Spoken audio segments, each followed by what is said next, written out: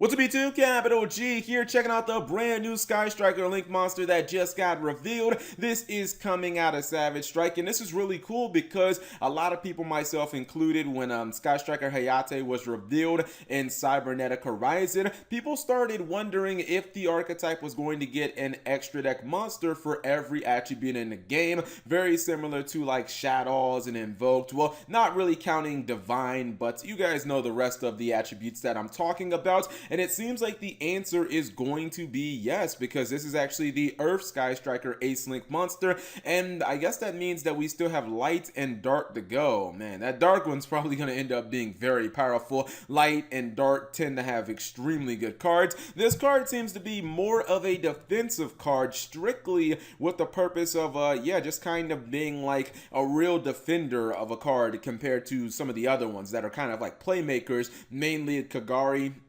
and then like Shizuku being more of like a setup card for your next turn. But let's go ahead and check out Sky Striker Ace Kaina. This is a Link 1, which was predictable as hell. I expect all of the Sky Striker Ace monsters to be Link 1s.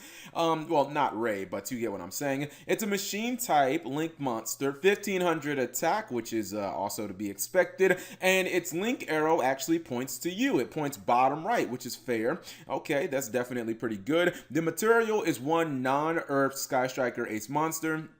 That was also predictable, and it says you can only special summon one Sky Striker Ace Kaina once per turn. Effect number 1, if this card is special summoned, you can target one face-up monster your opponent controls. That is the cost of that effect. That monster cannot attack until the end of your opponent's next turn. Effect number 2, each time you activate a Sky Striker spell card, gain 100 life points immediately after it resolves. So as I alluded to earlier, I believe that both of these effects are incredibly defensive. The second effect, having you gain life points, that's generally seen as a defensive ability in Yu-Gi-Oh! Rather than like the Trickstar monsters and just burning your opponent. That's more offensive, because when you really think about it, you can gain 1,000,000,000 life points in Yu-Gi-Oh! It's not going to actually win you the duel. It'll make it so that you can't technically lose the duel, but you can't kill your opponent by gaining life points. On the other side of the spectrum, burning your opponent will just actually win you the duel if you do enough damage. Same thing kind of goes with the first effect. You're basically inhibiting your opponent's ability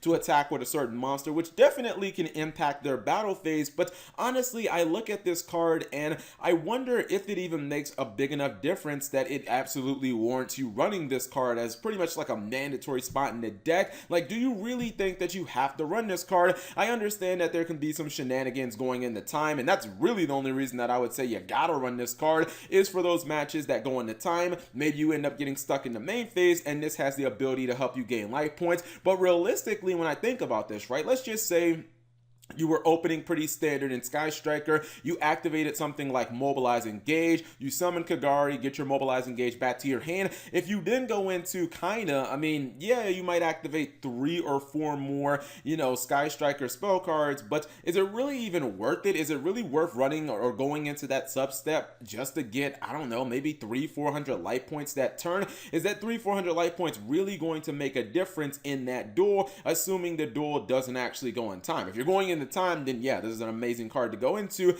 But would your turn really be all that different if you just skipped over this and then you went into something like Shizuku during the end phase? Because I don't think that you're honestly going to end on this turn, and this isn't really a card other than those 300-400 life points that you can reliably summon turn 1. Like, what does it do in that sense? Your opponent's not going to have a monster on board for you to even take away their ability to attack. I really think that they needed to do more with the first effect. I think that instead of making it so your opponent's monster can't attack, I think it should have been able to target any card on your opponent's side of the field and negate that card's effect. And then if it was a monster, then it couldn't attack as well. That way you could have negated your opponent's spells and trap cards. You could have negated floodgates or your opponent's field spell. That would have given it way more utility, and it still would have had an effect that's very similar and defensive to the effect that it has now, where you can still at worst just use it to stop your opponent's monster from attacking. That could have kind of been good, because a lot of people originally thought that maybe Hayate wasn't good enough to be running the deck, but Hayate can attack directly, and not only is that good for end of match procedure, but